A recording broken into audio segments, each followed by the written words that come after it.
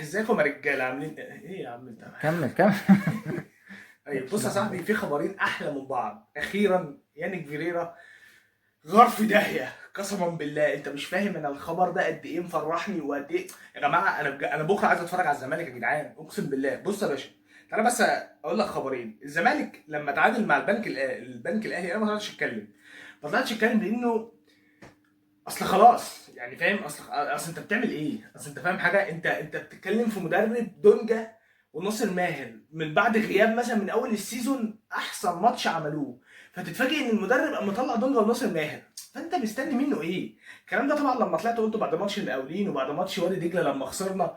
طلع واحد في الكومنتات: ما تقطعش في النادي. نادي مين يا عم اللي هقطع فيه؟ الراجل باين جدا انه اقل كتير من الزمالك. فاهم حاجه؟ النصيبه السوداء بقى الشرط الجزائي اللي هم كان مخوف الناس. اكتشفوا دي دلوقتي.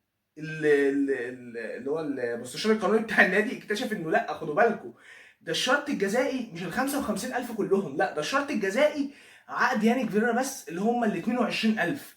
اما بقيه الاستاف هيمشي عادي، يعني هياخد الشهر ويمشي. فاهم قصدي؟ لكن يانيك فيريرا اللي هياخد لنهايه الموسم، نهايه الموسم اللي هو شهر 5. فاهم قصدي؟ فانت برضو نزلت من 55 ل 23 ولا 22 الف دولار، النص يا معلم، فمقدور عليها جدا.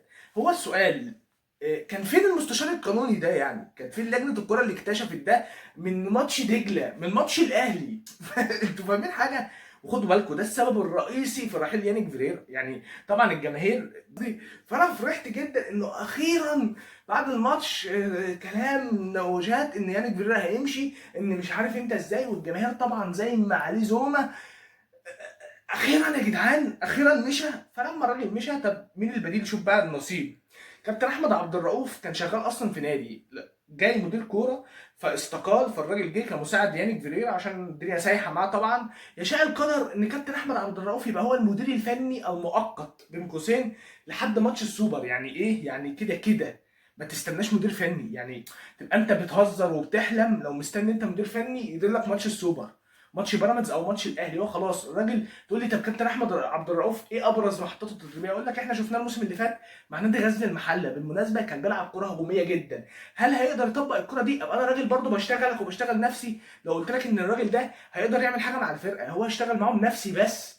هي فكره برضو، خد بالك برضو يعني فيرا كان بيعمل ايه يا معلم؟ معلش انا محروق بس، وايه، ووسع دماغك معايا.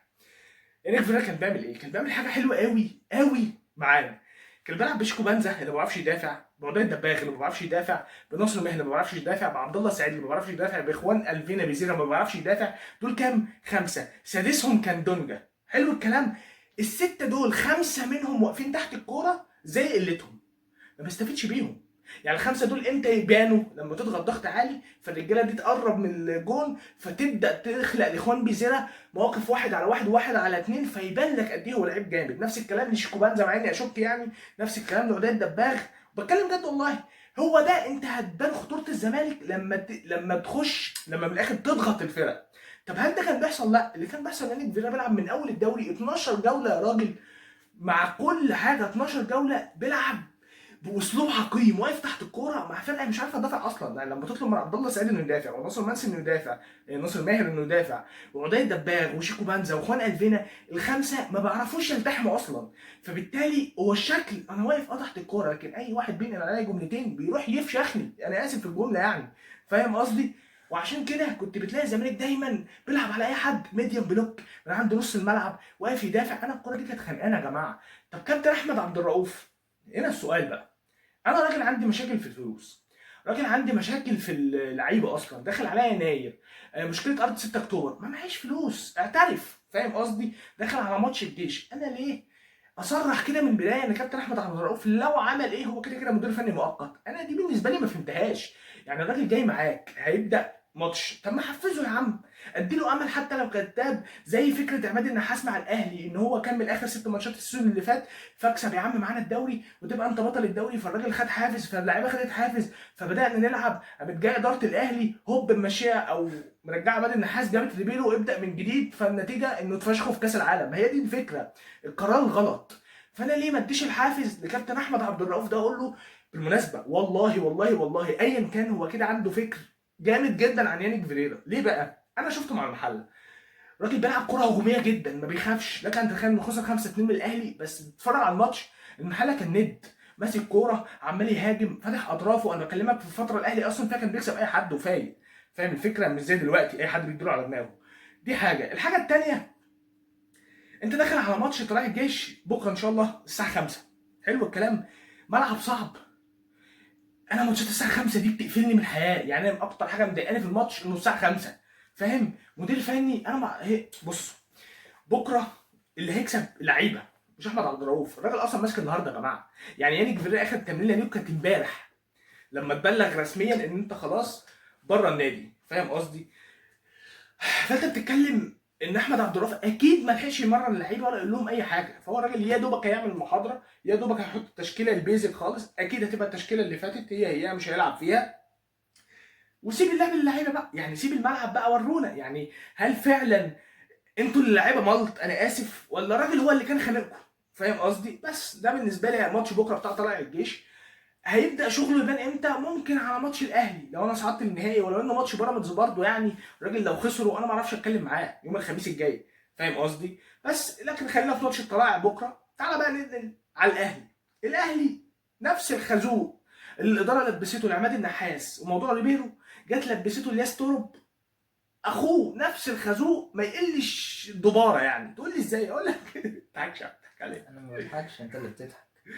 تقول لي ازاي؟ اقول لك اشرح لك. زي ما لسه قايل لك ان عماد النحاس في اخر الموسم اللي فات كان بدا يلم الدنيا وياخد حافز، واحنا هناخد الدوري واحنا ابطال الدوري، وفعلا خدوا الدوري. واخد بال حضرتك انت زي لسه دي المحكمه؟ صور قصدك صورة يعني؟ لا لسه المحكمه الرياضيه بدم خفيف، بس انت واخد بتعمل بال. كده. ولكن رسميا يعني هو الاهلي بطل الدوري. حلو الكلام، حلو يا سيدي، وانت بطل الدوري ما تزعلش، واخد يا عم بالك؟ خلاص، لا انا ولا بقيت الزمالك بطل الدوري. لا مش يلا يا عم، للدرجات دي يلا يا يا عم بقى ان شاء الله ما حد حاول. استناني بس، واخد بال حضرتك انت ازاي؟ فتفاجئ انه راحوا جابوا ريبيرو بعد ما خلاص الكيرف بدا يعلى واللعيبه بدات تلعب وعماد النحاس بدا يعمل. فريبيرو طبعا مدرب جديد لسه هيحط الخطه ولسه هيعمل تشكيلته ولسه هيقول افكاره ولسه داخل على كاس عالم. فكانت النتيجه ان انت رحت في كاس العالم بقيت اخر المجموعه وخسرت من اللي يسوى واللي ما يسواش. واخد بال حضرتك ازاي؟ انتر ميامي فرقه يعني زي طلائع الجيش عندنا كده. واخد بال حضرتك انت ازاي؟ اتعادلت معاها وكنت مضيع انت 40 جول طلائع مثلا. الجيش بس ميسي، يعني طلائع الجيش لو معاه ميسي مش طلائع الجيش، مع احترامي هيبقى ليك. طلائع يعني كاتالونيا. اسمع بس كان هيحط عليكم لو معاهم يا ميسي. عم من غير ميسي اسكت. واخد بال حضرتك انت ازاي؟ تعال نكمل. فانا هنا بشرح لك فكره معينه. الغلطه اللي هي ايه؟ ان انت جبت مدير فني لسه هيبدا يحط فلسفته، لسه هيبدا يعالج، فبالتالي هياخد وقت. في وقت ما فيهوش كان كاس عالم. المهم ريبيرو مشى عمل فتره اعداد. جيت انت اكتشفت بعد اول 6 7 جولات ان الراجل ده مش ملائم، طريقته غلط. فعملت ايه؟ قمت جايب كابتن عماد النحاس وداخل على سيراميكا وداخل على زمالك وداخل على ماتشات بلاوي. واخد بال حضرتك؟ الراجل برضه قام متحمل المسؤوليه وقال لك يا عم انا هقود وهكمل، وكسب فعلا سيراميكا وكسب الزمالك. كانت بالنسبه لي بديهي ان انت اصبر حتى لكاس الامم وهات مدير فني انت معاك شهر يعمل فتره اعداد عشان تعرف تحاسبه. لكن توقيت فكره انه ريبيرو مشى فانا صبرت على عماد النحاس، خد له 3 4 ماتشات كسب، الكيرف بدا يعلى، اللعيبه بدات تمسك نفسها وتكسب على الاقل، لان انت كنت مع ريبيرو بتخسر من انبي يعني، فاهم قصدي؟ والدنيا بدات تحلو. قمت انت برضه جاي غلطان نفس الغلطه كاداره وقمت ماشي عماد النحاس. الراجل راح الدوري الليبي ولا مش عارف راح فين، العراق. العراقي وبتبدا من الاول. قمت جايب ياستور برضه مدير فني جديد لسه هيحط فلسفته، لسه ما يعرفش اللعيبه، لسه ما يعرفش النجوم. وما يضحكش عليك، كل اللي بيلعبوا دول هو بيلعب بالتشكيله القديمه، لكن قناعات الراجل ايه اكيد لسه ما استقرش هو نفسه عليها، فاهم قصدي؟ فبدات انت تعيد الشريط من اوله. فتتفاجئ ان انت بتلعب مثلا ماتش الفرقه اللي هي في الدور التمهيدي دي اسمها ايه؟ يجي النوار. استاد ايجل نوار. هناك الفرقه ماسكه عليك كوره وبتلعب بغشوميه وبتروح عليك، ولو معاه واحد بيخلص كانت كسبتك هناك. المهم جابوا جون في نفسهم والماتش عدى. تيجي هنا ماتش الاتحاد اللي اصلا وقعت السنين. انت بتتكلم في فرقه ما كسبتش الا ده الاسماعيلي. ضغط عليك في اخر ربع ساعة. ايه ده؟ عشان اكمل. ايه ما ده؟ كس ايه ما ك... ما ك... ايه ده؟ استنى بس. ما كسبتش الا الاسماعيلي. فانت بتتكلم انه انا واحد وانا جمهور زمالك اهو قاعد بتفرج على الماتش ومستني الاهلي يديهم 5 6 على اللي انا شفته. يعني انا عايز اقول لك ان انبي كسبان 3-0 في اسكندريه، فاهم؟ انا عايز اوريك بس الاتحاد فين في الدنيا، فاهم قصدي؟ الاتحاد واقع جدا. يعني لو انت واقع سيكا هو واقع مزيكا، هو مفيش، والله اللي بكلمك بامانه هو ما جاش. فكره ان الاتحاد لقيته ماسك كوره ومتماسك وعارف يضغط عليك ويعمل هجمات، ومن الدقيقه 60 تقريبا وضغطك، وراح في الشوط الاول لولا الله ينتقم منه الراجل الافريقي اللي ملوش فيها عبد الله واقف تحت الكاميرا ده بيلعب احسن منه قسما بالله، راح بالانفراد من بعد نص. استنى على عبد الله اللي واقف تحت الكاميرا بيلعب، انا بلعب احسن من اي حد، انت عبيط يا انت اسطى. قد الدنيا يا رجوله. عبيط يا حبيبي. خلينا نكمل بقى. واخد بالك يروح بالانفراد من بعد نص الملعب هو ومحمد هاني. يا راجل انت ما اتفرجتش على كاس العالم؟ محمد هاني والله لو سبقته هيتطرد. واخد بال حضرتك انت ازاي؟ هيروح يزقك ويطرد نفسه. انت رايح بالشناوي يا معلم، فاهم حاجه؟ تتفاجئ ان الراجل بيعمل حاجه ماهاش في الكوره. هو الفكره ان محمد هاني اصلا، محمد هاني اتكعبل في رجل الولا وهو اللي وقع، الواد ما وقعش يعني، ما شاء الله الصحه برضو بتاع الامريكا اللاتينيه ده. بس عشان نكمل ما تخرجنيش بره فالواد يعمل حاجه ماشي في الكوره، يحاول يشوط يسقطها، لا شاطها ولا وصاها ولا وداها اوت. انت بتعمل ايه يا رجوله؟ يسكت؟ لا ما يسكتش، يروح بهجمه ثانيه من اليمين يقوم سافحها جنب الشناوي. يا عم هو بالعرض جون، حرام على امك. ده غير الجون اللي الاتحاد السكندري جابه، ده غير كوره فريد الديب. انا هنا بكلمك في فرقه قد ايه هي ضايعه عملت فيك ايه، لحد اما تيجي تتفاجئ بماتش ايجل نوار اللي هو الثاني الذهاب اللي على ارضك، اللي قلنا خلاص انت تمسك الفرقه دي بقى تدبها واخد بالك الراجل ده ازاي وتبعتر بكرامتها الارض، فتتفاجئ ان انت بتلعب 16 دقيقه. وانا هنا بكلمك في فرق من مجاهل افريقيا في 16 دقيقه المفروض ان انت تكسبهم 10 مثلا، وانا ما ببالغش. فرق الامكانيات يا جماعه، شوفوا القيمه السوقيه مثلا، فاهم انت ازاي؟ في 16 دقيقه هم واقفين على رجلهم تمام لحد ما اضطر ان انت منك واحد. انا معاك انه مش طرد وحكم ملط، انا معاك، ولكن في الاخر انت اتحطيت في الموقف ده، فبتكتشف ان انت بتدافع على ارضك، ولو فرقه معاها تاني مهاجم تخرجك عادي جدا. الدنيا بتمشي معاك وربنا بيسترها لحد اما تيجي تلعب الماتش الاخير دوت اللي هو انت كنت بتلعب مين اخر ماتش؟ بتاع الدوري بتروجيت. بتروجيت. لحد ما انت تيجي تلعب بتروجيت مع سيد عيد، الراجل اللي ضغط 5 دقايق بس. لكن تتخيل ان بتروجيت اللي انا بكلمك عليها دي واحده من الحصينه في الفرق، يعني من الحصان الاسود فرق دوري، وبتلعب يعني كسبت المصري 3-2 وعملت ماتشات حلوه جدا وكانت بتلعب ماتش. ما اعرفش ليه خافت من الاهلي، وانا بسميها هنا خافت من الاهلي. سيد عيد لعب 5 دقايق بس جاب في جون، كوره ثابته طق يطلع يا حمد يا حمدان اللي قاعد من اول الموسم متجمد، وده ثاني ماتش يلعبه حمد حمدان بالفورمه اللي كان بيلعب بيها دي، رجل المباراه بالنسبه لي. يدخل براسه تك بوم طش حط جون، الدنيا في البطيخ على. لا انت فوتت حاجه، هو ما عملش تيك بوم طش جون، هو في واحد طلع يمسك حاجه وما مش عايز اجيب مسكهاش. صورته بقى يا عم والله حد يا عم ما ينفعش يعني. المهم يعني غلطه الشناوي غلطه عشان برضه اخوك كان بقى في جون كده في الخماسيات يعني محمد سيد ما كانش بيعملها يعني. اعوذ يا راجل يا راجل انا غلط الغلطه دي واخد بالك؟ فطلع مسك الهوا حرفيا. انت طالع بتعمل ايه؟ والاغرب مش الشناوي والله بالنسبه لي، الاغرب ان بص على مين اللي كان ماسك حامد حمدان، وحامد حمدان قد كده طاهر يا جماعه، طاهر مترين طلع معاه لا نط ولا عمل هو ولا. خلي بالك طاهر ما طلعش معاه، طاهر طلع من قدامه، المفروض اصلا ما تبقاش واقف قدامه يعني، فاهم حاجه؟ المهم يعني ان العرضيه جت جول، ولكن ان تتخيل ان بتروجيت واقفه ميديم ايه؟ واقفه ورا خالص بتدافع بس، واخد بالك؟ وانت بقى وهنا اللي بتكلم فيه يا جماعه، زيزو والله مش الوينج اللي هيرقص 1 و2، زيزو راس ماله كله في العرضيه، والراجل انا بشوف ان هو عملها لك. يعني انت عايز منه ايه؟ هو كان بيعمل ايه مع الزمالك؟ عرضيات ويخش ناصر يجيب جول. كان الماتش كان مليان كورنرات يعني. 19 يا راجل 19 ركنيه زيزو لعبها لك، عايز منه ايه تاني؟ 100 مليون ب 19 ركنيه صباح الفل. مفيش حد يا ابني في ال 18 بيلعب، مفيش الا هنا بقى احنا جايين هنا. انا مشكلتي مع ياستر ايه؟ انا فاهم انه لسه ما فهمش اللعيبه، ولكن بس انت ما تاخدنيش في الكلام. 100 مليون ب 19 ركنيه معديها بقى. لا مش معديها احنا لازم بنهزر عادي يعني. قلت ايه؟ هم 85 انت جبت ال 100 منين؟ لا بيقول لك الرسمي في العادي 50. طب يبقى كام ركنيه؟ يعني ركنيه طب ايه بقى؟ نسيت. انت واقف عند العرضيات اللي في الناس اللي في ال 18. انا بالنسبه لي ياستر غلطته بصراحه ربنا ان هو ما قدرش يلبح ان طاهر محمد طاهر ده مش بس مش في يومه، لا نافع راس حربه ولا حتى عارف يلعب على الوينج. الراجل كل استلاماته غلط، كل مش موفق بشكل غير عادي.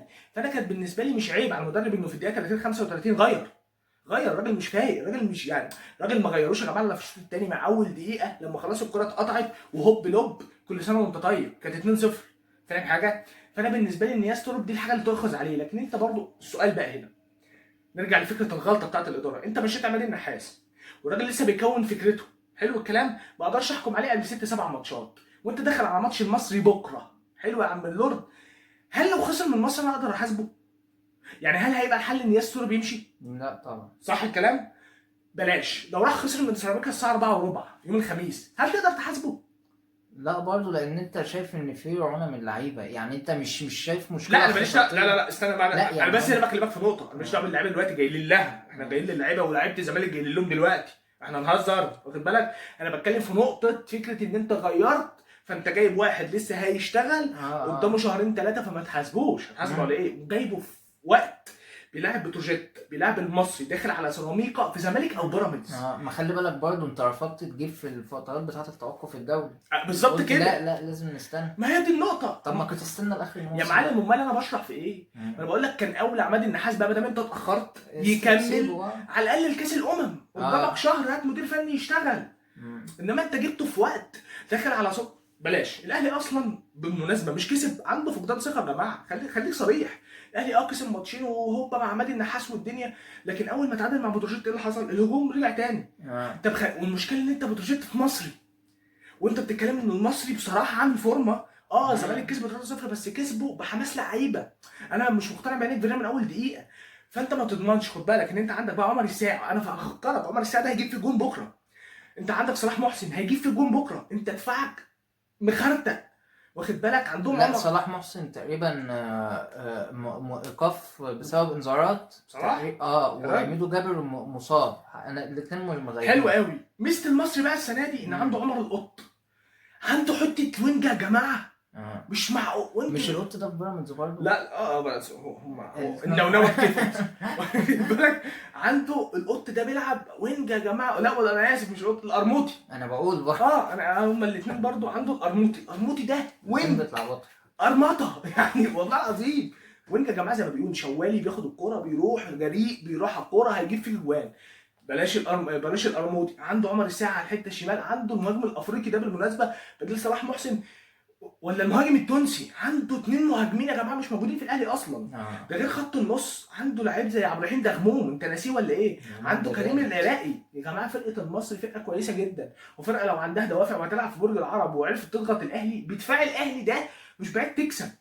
فاهم قصدي؟ يعني الاهلي هيجي في اوقات بكره هيضغط على فرقه المصري وهيحاصرها، وركنيات زيزو وشوط اشرف بن شرقي ويخش تريزيجيه، بس في النهايه انت رامي ديانج لوحده. نفس فكره الزمالك ودونجا كده، انت بتلعب لي دونجا اللي هو اصلا واحد لوحده ومخلي الخمسه ما بيدافعوش، او هم واقفين فيزيكلي واقفين يدافعوا ولكنهم مش عارفين يدافعوا خالص، فبالتالي دونجا اللي بيستقبل اللعب. نفس الفكره في الاهلي بالظبط، تريزيجيه بيلعب 8 بالرمضان ما بيدافعوش، فبالتالي اي هجمه رايحه على ديانج وقلوب الدفاع. فاهم قصدي؟ فكره ان الاهلي بيلعب الدفاع اصلا يعني ما بيعرفوش يدافعوا، فدي مشكله. وفكره ان الاهلي بيلعب بنجومه، يعني هو بيلعب بتريزيجيه ويضم عليه اشرف بن شرقي ويطلع له. تعرف هي تنفع امتى؟ لو انت التشكيله دي ممكن، لو انت ماتش بقى انت بتلعب بلياقه بدنيه عاليه بتضغط طول الوقت قدام، فانت مش فارق بالنسبه لك. انما المشكله ان انت اللياقه البدنيه ضعيفه وما بتعرفش تضغط من قدام طول الوقت، فانت محتاج ان تريزيجيه وبن رمضان وزيزو واسمه ايه بن شرقي يستقبلوا لاعب طول، يعني تبقى صعبه. مفيش كده يعني. صعبه دول. مفيش كده صعبه ايه؟ مفيش كده يعني، انت فاهم حاجه؟ لا انا بالنسبه لي بصراحه ماتشين بتوع بكره دول، انا بالنسبه لي بكره ده يوم حاسم في الدوري. لان خد بالك بقى لقطه، انت يا صديقي اللي بتتفرج يا جدع اللي عملت لايك وشير وسبسكرايب، ما تعملش يا ناقصه. واخد بالك؟ احنا ناسيين بيراميدز. يعني احنا عمالين نشلق لبعض وما الاهلي تعادل، احنا طلعنا نفس طلعت وعملت حفله اوعى. وبعدين انتوا وقفتوا في ظهرنا وتحت. وبعد كده الزمالك جه قال له حبيب اخوك وحط امك ما تزعل، انا كمان هتعادل. طب وبيراميدز له 3 ماتشات هيبقى سابق الاهلي ب5 نقط لو كسبهم. الاهلي اللي هو اصلا سابقني ب3 ب4 يا ابني 5. الاهلي 22، بيراميدز لو كسب يبقى 27 نقطه مؤجلاته، فيبقى فرق 5 نقط. امال الناس اللي حسبوها 4 حسبوها يا عم اسمع، انا بقول لك سيبك من الناس، اسمع خد مني. انا خايف بقى حد في الكومنتات يجي يحسبها لك يا باشا احسب وحط وتأديبه. المهم خلينا نكمل. واخد بال حضرتك انت ازاي؟ فانت بتتكلم فرق 5 نقط وانت لسه في الجوله 13 بيراميدز اللي كسبانك اصلا، فهو حتى في المواجهات المباشره رجله الافضليه ليه بالظبط كده. فانت لما تيجي تحسبها بيراميدز بتسحب واحده واحده لفكره انه هيجي في نقطه، هو كده ضمن مركز دوري الابطال. خد بالك الاهلي والزمالك الفرق بينهم 3 نقط. انا فاهم ان لسه في ماتش ما بينهم في الدور الثاني لما يتعمل القرعه، بس هي المشكله بالنسبه لي كمان فرق 3 نقط، وانا كده هيبقى فرق ما بيني وبين بيراميدز 8، وانا بحارب على دوري الابطال. احنا ناسينه ليه يا جماعه؟ زي برضو فكره ايه، معلش بقى انا اسف، فكره السوبر اللي جاي ده تسال اي زملكاوي يقول لك احنا ان شاء الله النهائي الاهلي. يا عم وانت مين قال لك ان الاهلي هيوصل النهائي اصلا بالمستوى ده؟ يعني سيراميكا حاليا هو اول الدوري، حلو، الجدول الدوري سيراميكا اول الدوري ماشيين كويس جدا مع علي ماهر. انت تضمن ان الاهلي المستوى ده يكسب سيراميكا؟ سؤال. اكيد. تسألني انا؟ انا بسالك كاهلاوي. لا مش عيب. زي ما انا داخل على بيراميدز بطل نص العالم اللي مش عارف كسبان ايه في سوبر افريقي في دوري ابطال، بيعيش حاله استقرار في المدير الفني، لاعيبه جامده، وانا مفيش اي حاجه عندي، فبالتالي برضو مش فاهم ثقه وانت الناس. هتبقى بتجرب مدير فني لتاني ماتش، صباح فاللي هو انت الفل، صباح ونصيبك بقى الفل، فاهم حاجه؟ على حسب الحال. وانا ده لعلمك ده اكتر حاجه محمساني، لاني كنت داخل مع يانيك فيريرا انا متاكد ان مفيش جديد. يعني انا داخل اقول لك حاجه، انا لما ما اعلنوش رسمي ان يانيك فيريرا مش بعد الماتش خفت. خفت من ايه؟ انه يلا ونكمل وعشان السوبر والنغمه بتاعت يلا اصله مفيش وقت. لا لا لا لا، ده مش يلا خالص، وصح جدا انه يمشي. واحمد عبد الرؤوف صدق ان انا عندي ثقه فيه اكتر منه. يعني انا ممكن احمد عبد الرؤوف ده يفاجئنا ويلعب كوره مش هتبقى سيكسي فوتبول يعني، ولكن على الاقل كوره هجوميه تبين شخصيه الزمالك، ويبقى في فرصه عندك انك تناطح بيراميدز، لان في الاخر انت الزمالك. لكن ده مع هاني فيريرا ما كانش هيحصل، كنا نقف برضه تحت الكوره ونستقبل اللعب، ومع ضغط بيراميدز كنا هنخسر السوبر. فاهم قصدي؟ وتروح تلعب تالت. الكوميديا بالنسبه لي ايه؟ ان كان الاهلي يخسر من سيراميكا ونلعب هو تالت على المركز التالت. فاهم حاجه؟ بس لحد هنا انا احب اسمع رايك بقى. الكومنتات. هننيل ايه بكره اذا كنت انا الساعه 5 واما نخسر ان شاء الله ما تطلعش تحفل عليا، واما انت تخسر من مصري انا وعد مني مش هطلع احفل عليك. ده كان لعب على فكره.